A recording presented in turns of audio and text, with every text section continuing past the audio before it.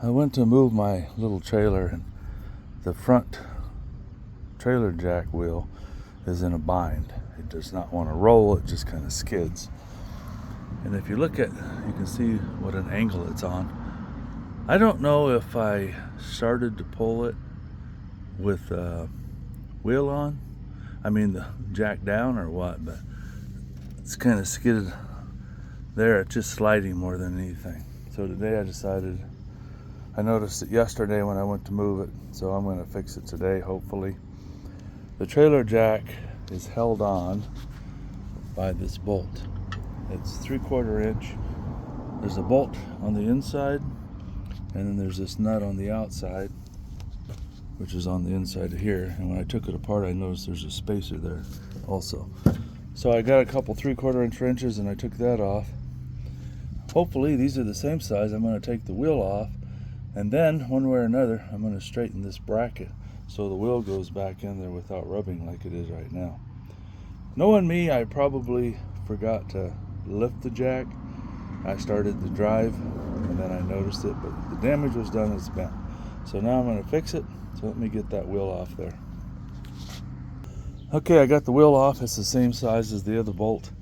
There is a metal sleeve inside the tire, so make sure you don't lose that. And now you can get a better glimpse how crooked it is. I've got a vise over here on my work table, which is a terrible mess. Anyway, I'm going to put it in there, and I'm going to try to straighten those little arms up one at a time. My vise is not a really big vise, so I could only get this in on the end here, and as you can see, kind of put a sway to it.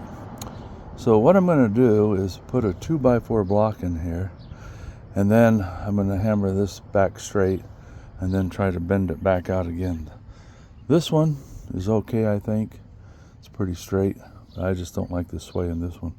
So I'm going to see if I can bend it back out further and then hammer this down where it belongs.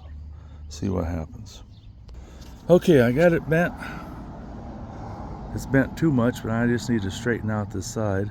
What I'm going to do, and what I did to do that, was I slipped that down over this piece of frame on my trailer with this inside of there, and that took up the slack so I could bend it.